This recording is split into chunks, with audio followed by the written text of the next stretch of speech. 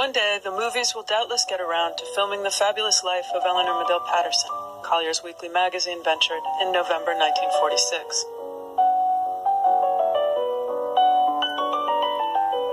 Earlier that fall, Eleanor Madill Patterson had been selected to fill the void left by the recent death of her brother, Joseph Madill Patterson, as chairman of the board of the New York Daily News. After launching the Daily News in 1919, Joe Patterson had made it not only the United States' first viable tabloid, but the newspaper with the largest daily circulation of any tabloid or broadsheet in the nation, and the widest Sunday circulation of any in the world. The choice of the late publisher's sister had not been an exclusively sentimental one. In her own right, Eleanor Madill Patterson was already owner and publisher of the most widely read daily in the nation's capital, the Washington Times-Herald, called by many, both inside and out of the profession, the damnedest newspaper ever to hit the streets. According to popular journalistic axiom, the Pattersons had printer's ink blood.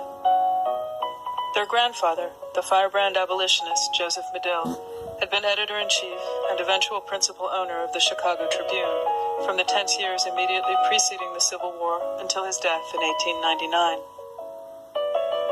Eleanor Madill Patterson, as both the youngest and the only girl of her generation among fractious boys, had been her grandfather's darling. As such, she had inherited a disproportionate share of Tribune Company stock and a considerable fortune. Bypassing Eleanor Roosevelt, Bess Truman, Claire Booth Luce, Dorothy Schiff, Emily Post, and every other prominent American woman of the 1940s, Collier's Weekly contended that with her patrimony, her own attainments, and her latest accolade, Cissy Patterson, no one calls her Eleanor, is probably the most powerful woman in America. It added, and perhaps the most hated.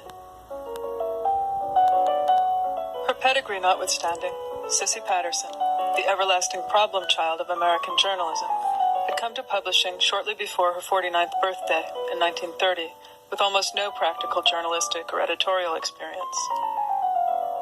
The course of her early life might have been lifted from the pages of Henry James or Edith Wharton.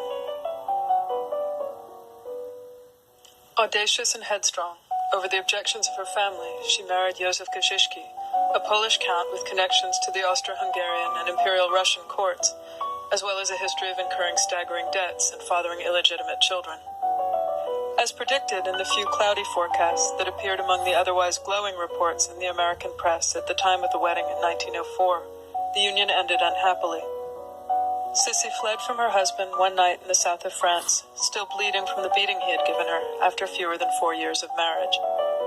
It would take another fretful 18 months, as well as the intercession of President Taft and Tsar Nicholas II of Russia, before the Count would relinquish the couple's 4-year-old daughter, whom he had kidnapped and hidden in the interim. Returning to the United States with her toddler and concluding the melodrama that readers on 2 continents had followed in fulsome press accounts for nearly 2 years, Countess Eleanor Kościuszka found herself notorious and restless. After several false starts toward acting and writing fiction, she would be drawn irresistibly, like so many members of her family before her and after, to journalism.